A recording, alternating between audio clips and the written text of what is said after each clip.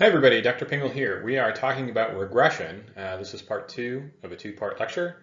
Last time we talked about regression in Python. This time we're going to be talking about running regressions in ArcGIS, specifically ordinary least squares and geographically weighted regression, and then looking a little bit at residuals analysis and how that supports both of these. So we're going to start with an example of a variable we might be interested in predicting. In this case, it is homicide counts in the United States. So what correlates are there? What correlates with homicide in the United States? These are raw counts, so we can see that a lot of homicides occur in California, Texas, and Florida. You can see a lot of homicides kind of running through the South and the upper Midwest. I'll caution everyone that a lot of the maps that you're going to see here are in WGS 84 coordinate system, which means essentially I've just loaded some geospatial data, in this case a shapefile, that's just projected in lat-long coordinates, and I've drawn those up, and that's what that looks like. And that's why the United States has this sort of elongated east-west appearance. This isn't a geovisualization class, but I think because again we're going to be looking at some maps again today, it's always worth cautioning that this is not a suitable projection to present your final data in. Totally fine for exploratory data analysis. This is what I use as I'm working through that, and the reason is that it draws the fastest. We're in the geospatial data's native coordinate system, and that means that there's no extra layer between sort of reading geospatial data and having to reproject it on the fly. So it's a little bit faster as you kind of zoom and pan and manipulate things. And that's why I like to use this for EDA, exploratory data analysis. But if you're publishing this stuff, you definitely don't want to use it. Now, another problem with this that hopefully many of you have caught is, why would I ever want to make a choropleth map of raw counts? And the answer is you probably wouldn't. In this case, what we're seeing is an interesting large states with large populations, also happen to be fairly large geographically, area-wise, are showing up here as the biggest, right? And so small states, you'll see that the northeastern United States, not as many homicide counts. That's true enough. But those are smaller states, they tend to have fewer people. And so there's definitely a correlation. The more people you have, the more anything you have, and in this case, homicides. So, of course, we want to normalize our data. Now, ARC makes it pretty easy to do this. All you need to do is basically turn on normalization, set it to a field. In this case, we can take our data for homicide count, we can normalize it to population, so we get homicides per person.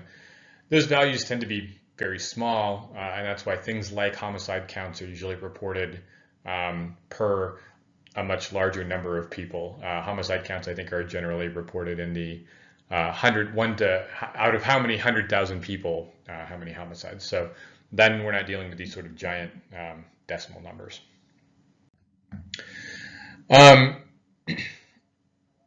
But just to get to this issue of regression, to take a step back, one of the things that we're interested in as a predictor of how many homicides there are per year in a given state is the population of that state, right? So I've said that these things are connected. This is the basis for normalization. But the underlying reason for that is that these things are strongly correlated, and that's why I'm bringing it up today. If we just plot those, if we pull those up in an Excel and we draw a best fit line, it looks something like this.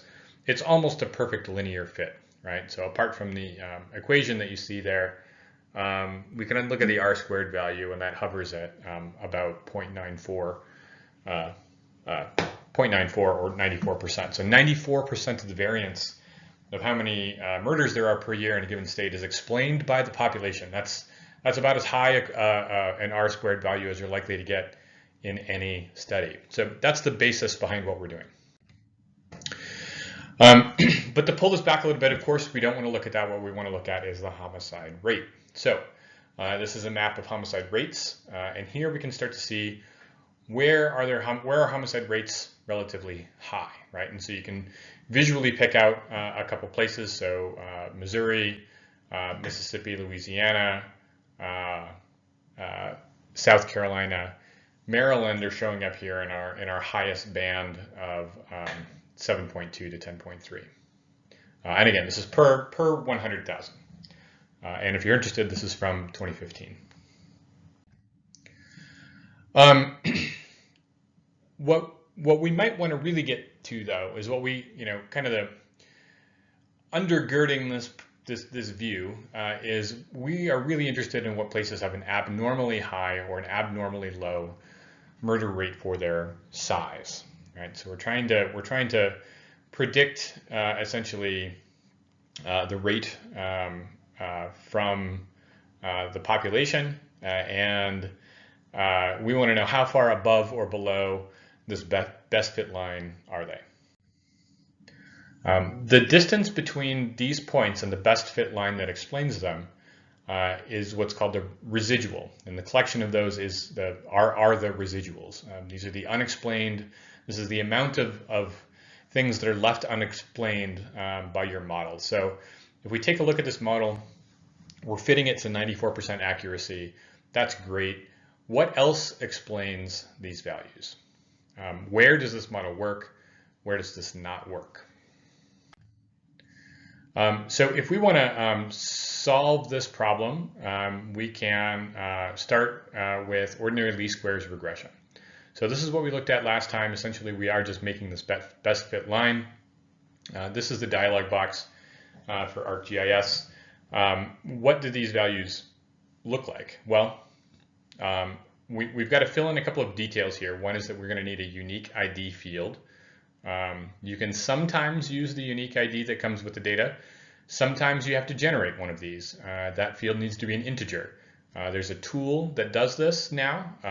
So if you need to generate this, you'll want to look for that. You'll want to look for that tool. Just like we talked about last time, oftentimes what we're interested in is not just a sort of single regression, but multiple regression, right? We want to know what are all of the causes of what we're looking at, not just one single variable. But my advice would be to start small. So in this case, we are using population to explain homicide count, and again, based on what we've seen in Excel, we should expect that those should be correlated well. But what else might you want to bring into this? You might look at a whole host of socioeconomic variables that would play into this and add value to your regression analysis. When you run this tool in ArcGIS, you get a map of residuals, which is interesting, and kind of it basically what we're looking at here is how far or above or below the line were they. A couple of things that I like about this is, one, we're looking at the standard deviation of the residuals, so it's not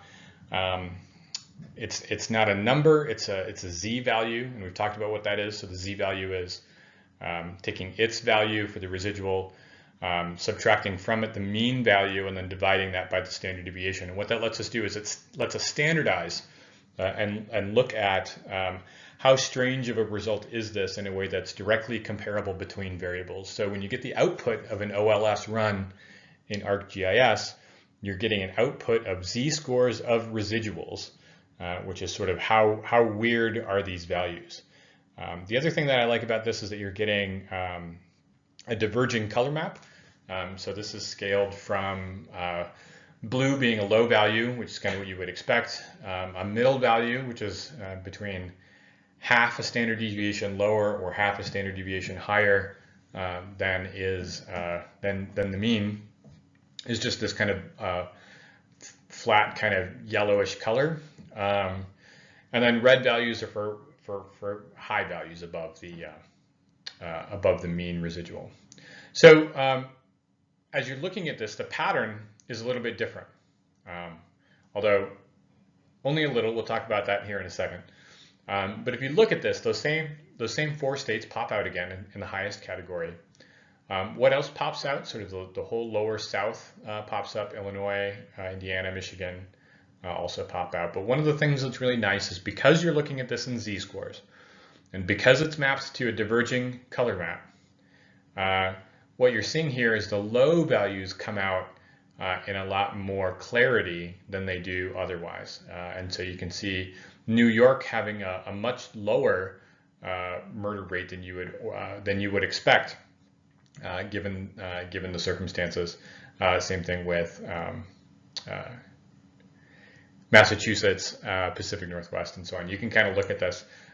Those patterns that, instead of focusing on, it just allows the eye to focus on sort of these extreme values, and that's what the diverging color map lets us do. So what we're saying here is that for their population, red states, these red states, not sort of political red states, these red states have more homicides per person and blue states have fewer. These two plots are then telling us slightly different stories and both lending their perspectives. So how do these things differ? In many ways, they're similar, right? So we had said that Missouri and South Carolina and Maryland pop up as sort of high values on both of these. But what else is sort of a high value? Mississippi was a high value, and that kind of goes down to the lower, the next bump to lower category. Nevada as well goes from sort of a relatively high value to a neutral value. So things are subtly changing here. We're still looking at the same kind of data, so it's not too surprising that the patterns align generally. But we're still getting a slightly different perspective here. And essentially a lot of this is being driven by class boundaries, but class boundaries in a way that's more universally appealing than, for instance, just running this through natural breaks or something like that. All right, so let's move on. Okay, so we've talked a lot so far about sort of the idea of ordinary least squares regression. Let's talk about prepping one of these to run on some county level data. So this is some county health rankings data from 2014 and a census shapefile clipped to the lower 48. I'm taking that CSV file, which has some sort of nicely named fields, and doing a table-to-table run to go from CSV to sort of a database format. Now, the reason I want to do this is because I've taken the trouble to make these names a little bit more friendly, and I want to keep those. And so running a table-to-table is kind of one way of getting this process started. To do the join, as we've talked about, we're going to need a FIPS-based join. As often happens, it has been read in as an integer. So I'm creating a field called FIPS as string. And I'm just going to do a simple field calculation to get that leading 0 back. The shapefile that I'm using does have the leading 0, so I need to make sure that these match. So all I'm going to do is do a simple cast, so wrapping a string call on this, and then using a function called zfill with an input of 5, which means I've got 5 places that I want to fill. This is going to add those leading 0s that I want. If you forget where this is, it's actually on this helpers list. And if you run that block, you're going to see that the FIPS as string gets populated nicely with that leading 0. One of the things I'm not showing is that I've gone in and fixed the FIPS for, there's a county in North Dakota or South Dakota, Shannon County was renamed in 2015 to Oglala County with a different FIPS code. And so you have to sort of carefully match those and make sure that they're going to join right. Otherwise, we'd have a big hole in our data, and we've seen this before. With that complete, the join is done, and we can begin our analysis. I always like to do a quick export again. Remember, joins are not permanent. They'll save within a project, but I found that the stuff run on joins to be sometimes works flawlessly and sometimes doesn't. And so to save myself trouble, I'll often just re-export the data back out again. So that's what we've done here, is re-exported that back out to a database, file geodatabase. And now all of our names have been preserved in a handy way. So as we kind of move forward with this analysis, we don't have to use highly abbreviated field names, which I find very handy. One of the things that you'll notice, we're going to look at premature death. There are a couple of variants of this. On the left-hand column, you see years of life lost. On the next column, the first full column that you can see, it's premature death. This is YPLL rate. So their population is going to be included in here. I want to talk about the one on the left. So this is going to be basically years. This is essentially going to be like a count. And as we symbolize this data, you can see that we're missing sort of large portions of this data through kind of the Western Great Plains, stretching from Texas all the way up to Montana, North Dakota. We would like to be able to fill those in. So when you're running a regression, most of the tools will try to disregard those missing values, but remember, strange things can happen, and so it's almost always a good idea to try to accommodate this if you can. There's a tool that will explicitly do this called fill missing values. It will basically look around neighboring values and try to guess what a good reasonable value should be based on its neighbors.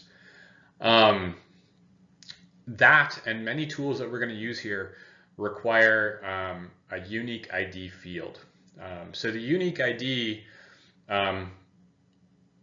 ideally should be something. Well, ideally it would be just the FID or the object ID, which are already unique integer-based values. That doesn't work. You could use something like GeoID. As long as that's an integer, that would work fine. But we're gonna show you how to make one of these. There's a couple of different techniques. So there's actually a tool called Add Incrementing ID Field. This is only available for some reason through sort of the enterprise GIS license. But you can make one of these yourself very easily. Again, ideally you'd be able to use that object ID field, but it just doesn't work. I think it's doing other work in the system, and so it's not available to do this. That shouldn't be the case, but it is. Anyway, you can just create a new ID field. So here I've added a new field to my database called new_ID_field, so new ID field. And I want to populate that. And as you saw in the last thing, there's a good hint, which is you can set this equal to the unique ID. That would work fine. I wanted to show you another option here, which is you can do a calculate field, and there's a little helper function called the sequential number. This is new. This didn't used to be in here. Really handy little function that will do this for you. So great to have access to that stuff, and it's a pretty good example of how to sort of do kind of global calculations within the code block of a field calculator.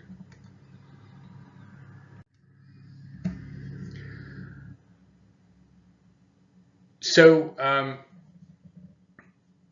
if we won't go back to use this fill missing values function, which is actually really only important here for sort of a visual analysis. I guess I want to make the point that when you have a lot of missing values, it's very visually distracting and it's hard to sort of see the forest for the trees. And that's where this tool can come in handy. When we're talking about the regressions, you actually don't need to do this. But it does, if all you're doing is sort of a visual analysis, this can be helpful. There are a couple of different ways to say what a neighborhood is, and if I've been kind of beating you over the head with this idea, I apologize.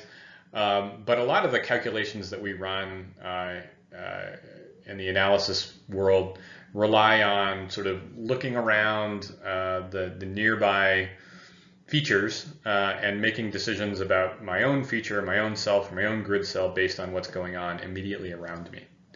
And there are a lot of ways to conceptualize what I mean by neighborhood.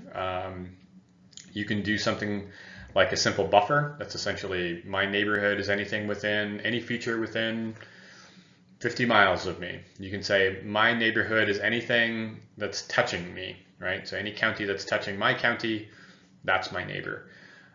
You could say that the 10 closest features or the 20 closest features, so a K nearest neighborhood is another way of expressing this idea.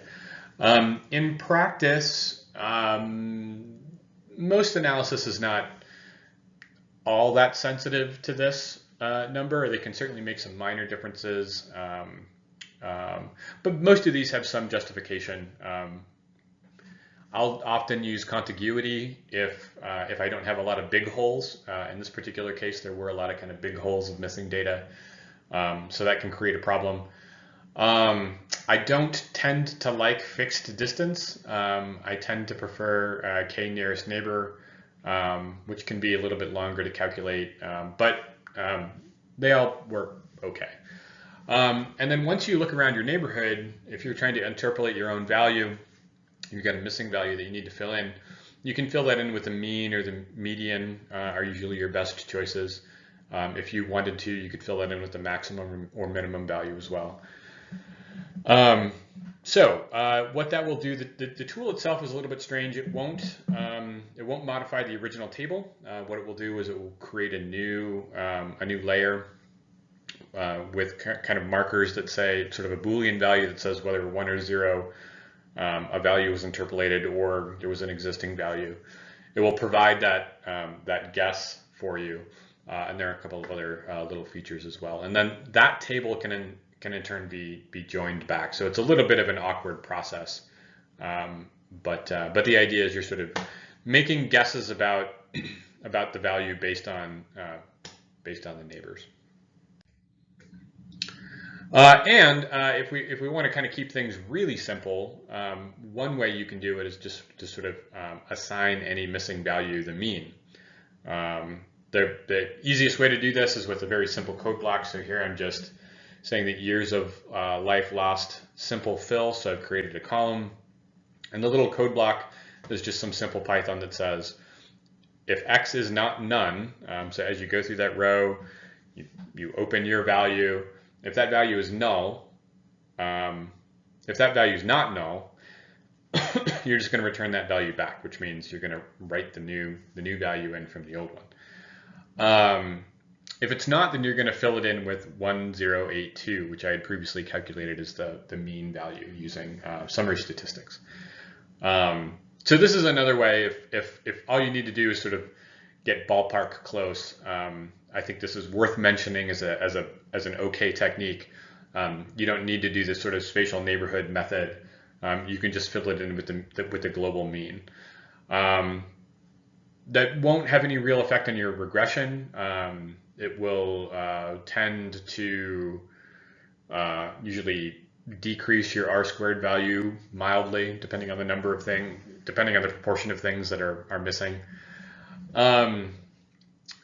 What it will do is it'll often sort of do a mismatch of your sort of local neighborhood, because this is using a global mean. If you're interpolating a rural value based on a global mean, you're almost always going to be overestimating that value. So this is why some of the neighborhood techniques tend to be a little bit better. But I still think this is worth mentioning as sort of a low budget option. So why bring this up? I think the reason is that map interpretation is highly sensitive to missing values. If you look at a map that has even 5% and certainly 10% missing values, that missing symbology chunk is going to be really awkward to look at. And so filling those in with something is a good idea. The fill missing values tool is a good way to do it. But we're going to look at a better way to do it, which is basically to use the idea of regression as a whole to fill those missing values in. So regression is fundamentally all about prediction. If I know that two variables in my data set are related, so for instance, population is going to be strongly related to the number of premature deaths, or the number of years of life lost. The count of population is going to be related to the count of sort of a byproduct of population. And so there's really no reason why we can't use regression to estimate these missing values. So we'll show you how to do that while we talk about running regressions in ARC. Again, this is the premature death normalized to population. You can start to see some patterns here. The color scheme is not fantastic. I'll vary that a little bit as we go through the lecture. But as sort of a default first cut, you can start to see some bigger overall patterns. You can start to see sort of the south running sort of from, I don't know, west of Georgia all the way to Texas, up to Missouri. Lots of sort of premature death going on there. And then there's some other pockets sort of in the upper the northern regions of the United States, South Dakota, North Dakota. You can see some spots, Nevada. So it's pretty easy to visually see some highs and lows. So kind of keep that in mind as we go forward. So running an OLS in ARC is fairly easy. There's an ordinary least squares tool that you can run. You run it on your feature class. You do have to have a unique ID field. So here I'm using that integer-based, that long unique ID field that we had generated earlier. You declare an output feature class. So this is going to actually predict those values, and it's going to provide residuals. And then we just have to sort of put in our explanatory variables here. So in this case, I'm going to keep things simple. We're just going to use population as our predictor. You can go crazy. So this has, I don't know, 200 some different variables in here. You could check all of those boxes. The regression would run. You would get a result. But you want to balance, part of regression is sort of looking for that good R-squared value, that value, that coefficient that tells you how much of the variance you're explaining. It goes from 0 to 1. The closer to 1 you get, the better the model is. But this idea of parsimony, having the fewest number of variables that adequately explain what's going on, is also important. And I would also say that once you start adding in too many variables, it starts to get a little unclear as to which variables are doing what without a good deal of analysis that frankly the report that comes out of ARC just doesn't really provide. So you do want to sort of keep things simple. So let's take a look at that the results of that regression with just population. So if you run that tool, we're predicting premature deaths. We're using population as our predictor. We imagine rightly that these are very closely related. The more people that live there, the more deaths there are going to be. The main output that you see when you run the tool is going to be this. This is a map of the residuals. So the residuals, again, were the sort of, if you put a best fit line on your scatter plot, the residuals is how far away the Y value is from that line. In other words, how far off is my estimated value from my true value?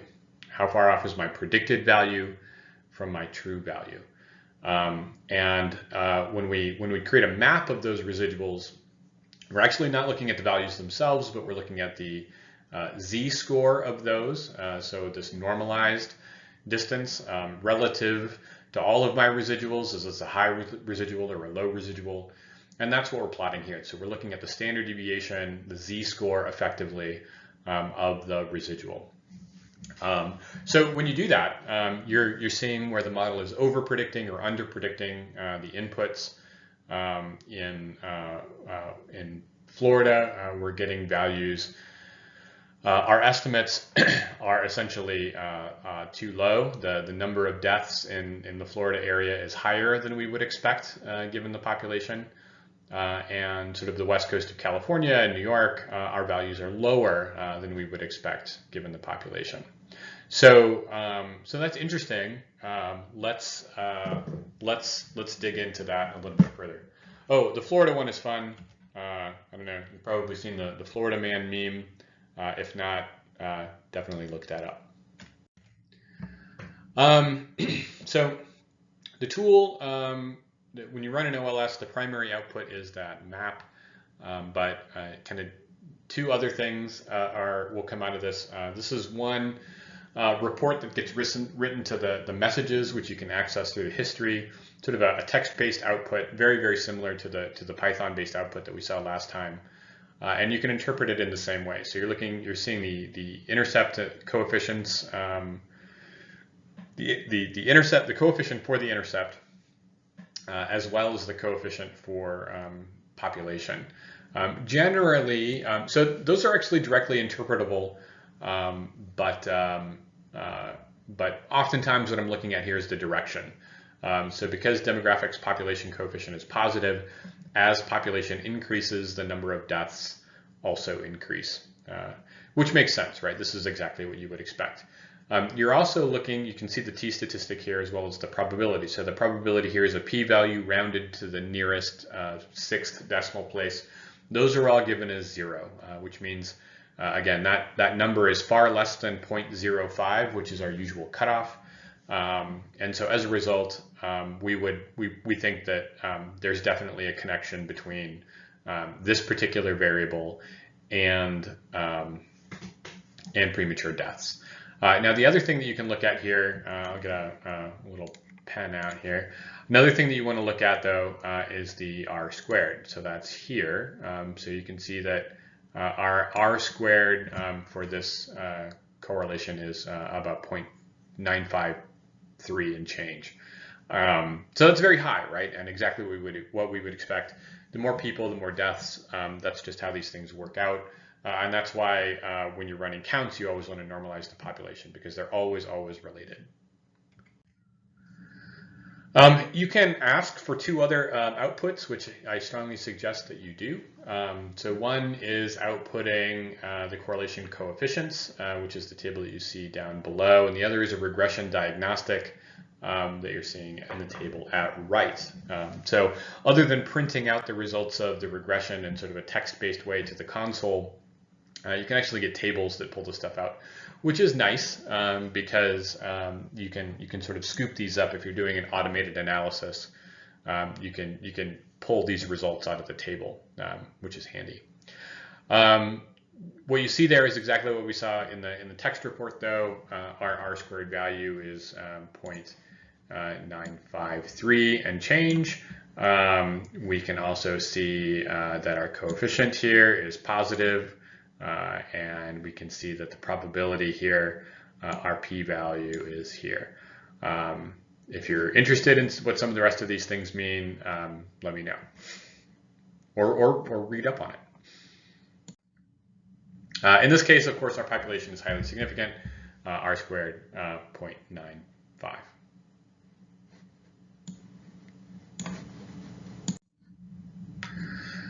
So last time we talked about running, what makes regression different than running correlations? Usually when we run correlations, we're running it on one x and one y.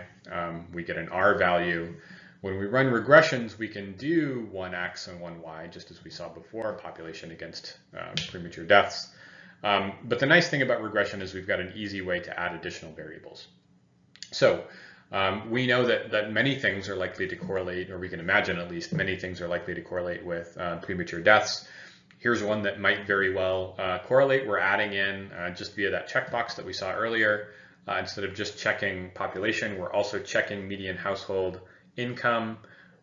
We could imagine that in general, as wealth increases, the number of premature deaths decreases. How do we see that in the regression? First of all, let's look at the r squared value. So here's our r squared. It's gone from 0.953 and change to 0.956.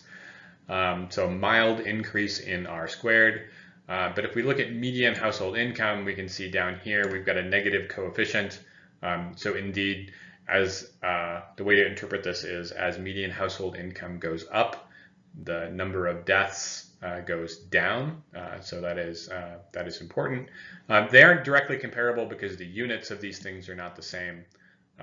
But you can sort of calculate sort of how $1 extra or $1,000 of income contributes to death. So that's why coefficients are kind of nice. Our probability is still less than, we're very much rounding off here, but what is actually a very small number and it's just getting rounded to 0 is certainly less than 0.05, indicating that median household income is also statistically significant. We think there is really a relationship between those two, between these things. So we've included in our model not only demographics, not only population, but also median household income. We can predict the value with a slightly higher degree of accuracy, and we know statistically that both of these things play a role. When we look at that residuals map, so one of the things that we're looking at here is whether our data are randomly, or whether our residuals are randomly distributed or not. When we look at this map, do we feel like there's just sort of, we always know that there's going to be error in our map. That part is normal, right? Our best fit line is just that. It's a best fit. We know that there are going to be points above it and points below it. That's not a problem. What becomes a problem is if our residuals are clustered together. So last time we talked about using things like QQ plots to see if, or just histograms, to see if there's a pattern to our residuals. Are they sort of above or below our line at the tails or at the center? Is there bias in our model? Ideally, in a perfect world, those residuals would be sort of randomly distributed above and below the line. There would be no obvious pattern. That's exactly what we're doing here, but we're doing it geographically. Is there a pattern to the residuals, to the unexplained part of our model? Are there places where our model is not working out very well? Or are sort of the blue and the reds just sort of sprinkled randomly? I think when you look at this, you can pretty clearly see that they're not random, right? You can see patterns. You can see Florida popping up as a high point. You can see a lot of sort of coastal California popping up as a low point. And so this is where you can pretty clearly see that there's a pattern here. And if that's the case, then we want to factor that in. This model, we've added in a couple of additional variables. Remember, there's no real limit in terms of what you want to add in here. So in addition to having population, we've added college. How much of the population expresses that they've had some college. Maybe age plays a role in here. So we've added in the number of people that are above 65. And we've kept in median household income. All of this has served to increase our R-squared value, again, just very mildly. So we're at 0.960991. So just some very mild increases here. Why are these increases mild? Because a lot of what we're doing here has already been captured by other variables. Many of these things are themselves correlated. And so they're not necessarily bringing a lot of additional information to the table. We can look at our coefficients and we can interpret those. The number of people 65 or over increases, our premature deaths go down. That makes sense.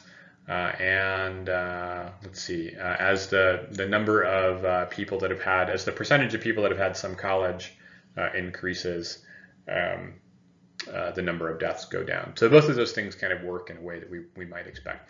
And again, all of our p-values here are less than 0.05. So all of these are statistically significant. I would remind you that the statistical significance is not just due to the amount of what they're contributing, but also really how many, what your sample size is, how many entries you're working with. In this case, we have over 3,000 entries, and that means we have a lot of statistical power, and we can actually discriminate very small effects. So remember that the p-value does not indicate the strength of the relationship. It's kind of a combination of the strength of the relationship and the sample size. So, all right, let's move on.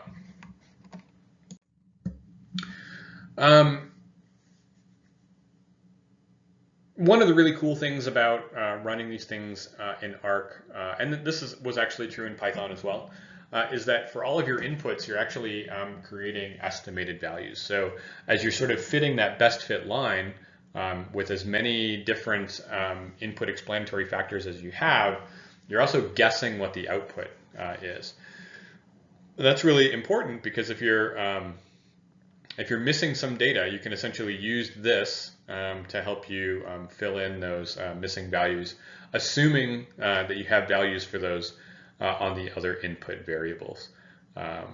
If you don't, then you're still going to be out of luck. However, you can sort of backtrace some of this stuff. So nice to have all of this information available to you right at the outset. And in addition, you're sort of quickly extracting some of the variables that you're interested in. So this can be if you want to do a quick subset of your data, this can be kind of a handy way to do that.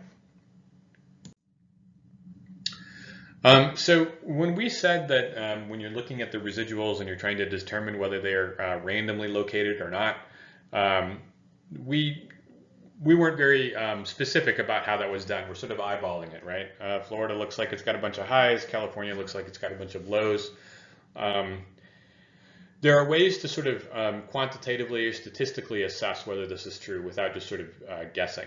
And that is done with a tool called the Spatial Autocorrelation tool. Here you're calculating global Moran's I, which is a measure of how closely near things are related to how closely near things are related. This is Tobler's first law of geography, and this is neither the first nor the last time you'll see that in this class. But if we want to sort of quantify how strongly our residuals are spatially clustering, we can run this tool. So the setup is pretty easy. We just sort of grab our input table, we specify which field, we say we want to report. As with all of these things, the conceptualization of the spatial relationships is kind of a fancy word for how do you want me to calculate a neighborhood? What do you mean my neighborhood is different than sort of the global average? So you've got to specify that, and all of the ways that we've talked about at length factor in here. The output looks something like this. It's a report. It gets written to the console of the messages. The key piece of information that you're really looking for here is, again, the p-value. If this p-value is less than 0.05, then you are safe in rejecting the null hypothesis that what you're seeing here is just random variation, that the clustering that you're seeing was just random. And you can instead be relatively sure that the residuals are clustered. And so that's one way of sort of quantitatively assessing that. And you're welcome to kind of peruse this in more detail if you like. If you find that your residuals are clustered, you may want to sort of step up your game, and instead of running an ordinary least squares regression, run a geographically weighted regression. This is sort of a big-ish innovation within sort of spatial statistics. Not new, but handily and well integrated into ArcGIS. This is probably one of the things that Arc can do that other tools will struggle to do, including sort of base Python. This is kind of a core and unique functionality. Not that it couldn't be included, but just that there's kind of a lot of stuff going on under the hood to make this work. And so if you do want to run GWR, Arc is probably the easiest way to do it. So what does GWR do? What it tries to do is sort of factor out local variation. So what we're trying to do is sort of use the neighborhood, use my nearby values to help me come up with better predictions of what my value should be, to sort of make a better model. So instead of just using how does population correlate to premature death, we're sort of saying, how does my local area contribute to that in sort of a different way? So the results can be sometimes to enhance the contrast, although we're not going to use it that way, kind of moving forward. But if you just sort of want to highlight some of the differences, GWR does help you do that a little bit. Running GWR is exactly like running an OLS. It's almost the dialog box at sort of the base level is almost exactly the same. You pick your input features. You tell me what you're trying to, what my dependent variable is, what you're trying to predict, and then you check some explanatory variables. You can check one, you can check many. That's all the same. There are a lot of additional parameters, but most of these you can pretty safely leave alone. The model type you're probably going to assume is continuous, unless your data is a little bit different. Pay attention to that. If your data is not sort of a continuous variable, you'll want to look at that. You have to conceptualize again the neighborhood. So there are a couple of different ways to do that. Most of these are going to be fine. Again, these are sort of things we've talked about again at length. And then you can put in those prediction locations as well. So we're going to run GWR. One of the outputs is going to be predicting our values, and that in itself is going to be fairly useful. So these are what some of the outputs look like. On the top, we've got a map of our predicted values for a number of years of life lost. You can see that we're not missing any values, which is nice, right? We've taken a value that had some holes in it, and we've filled those in, not with their true value necessarily, but with a predicted value.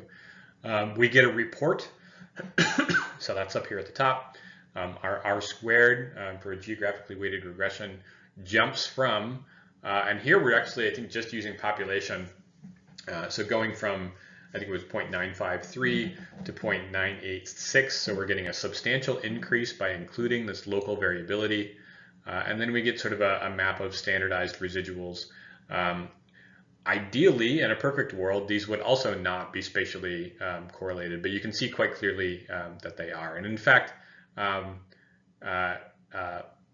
find that GWR often produces less. It really enhances the contrast. I would say these are more spatially autocorrelated than the OLS versions, but that's partially because a lot of the noise has been sort of factored out. It's done a better job of sort of making good guesses elsewhere. So. All right, and take note too that the color scheme has changed.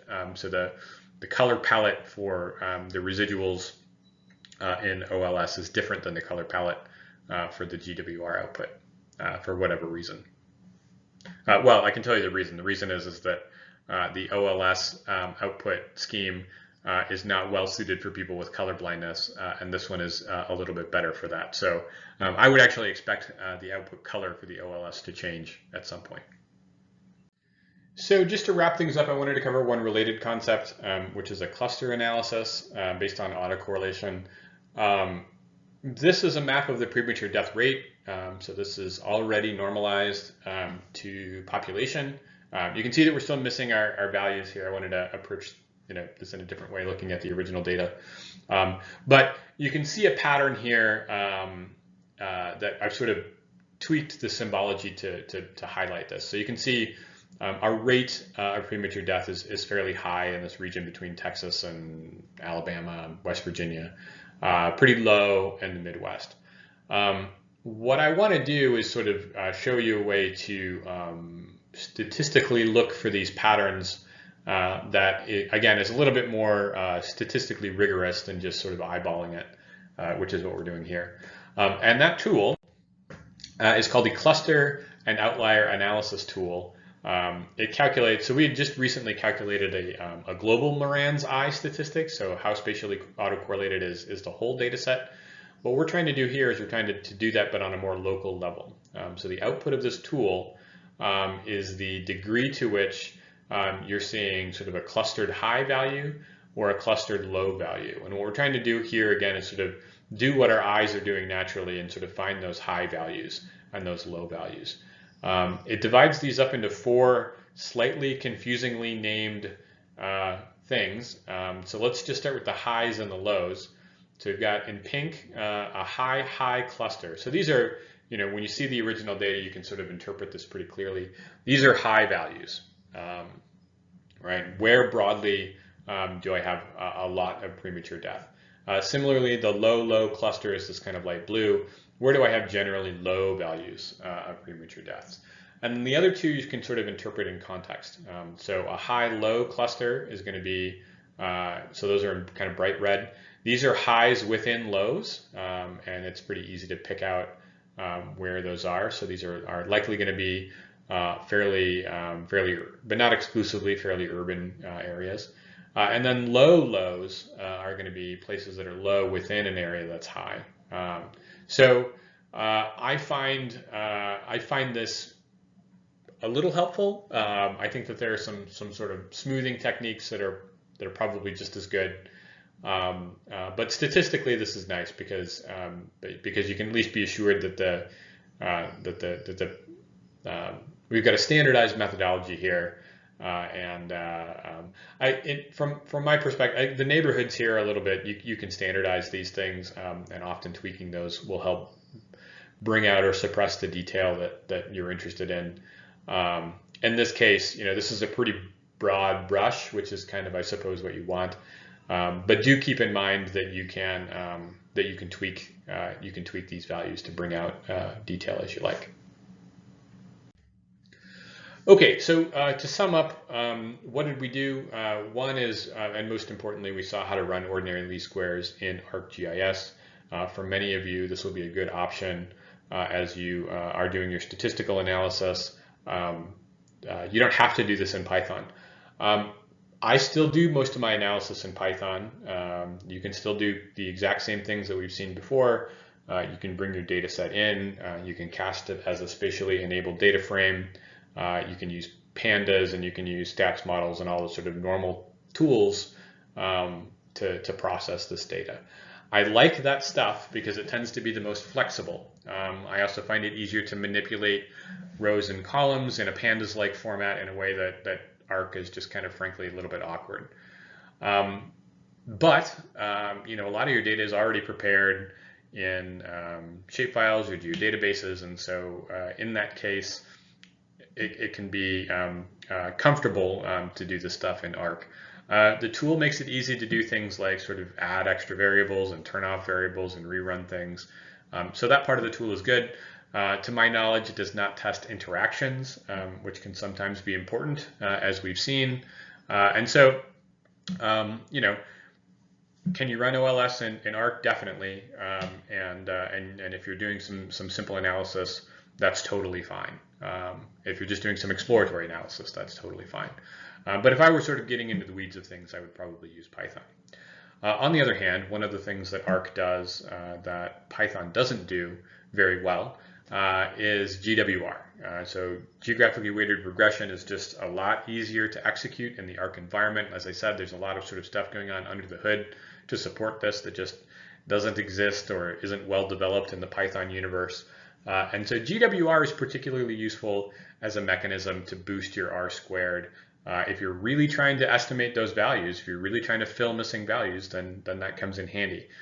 If what you're trying to do is explore the connections between variables, that's probably a little less useful. Whether you're getting an R squared value of 0.96 or 0.98, your coefficients are not likely to change. And so, it really kind of depends on what you're doing. If your OLS, or if your regression analysis is oriented of seeing how this variable affects that variable, either of these platforms work fine. If what you're trying to do is predict, taking into account that local variability is actually fairly important. Adding GWR to population increased the R squared value by what, 0.03, 3%, versus adding 4 more variables only boosted it by less than 1%. So adding that spatial variability component is actually pretty important. It's probably the most important second thing that you can add. So these things are oriented differently. They both work in tandem. Use them both. Get experience with them both. They're both useful. And I would say GWR is most useful when you're trying to estimate these missing values, because it takes into account not only the input variables, but also the spatial variability. So it's sort of doing both what fill missing values does, but at the same time applying what we know about sort of global relationships, like the relationship between population and total deaths. We know those are related, so we want to take that into account too. We don't just want to look locally. So with that, we'll wrap things up. Thanks again for your attention here. If you have questions, let me know, and we will catch you next time.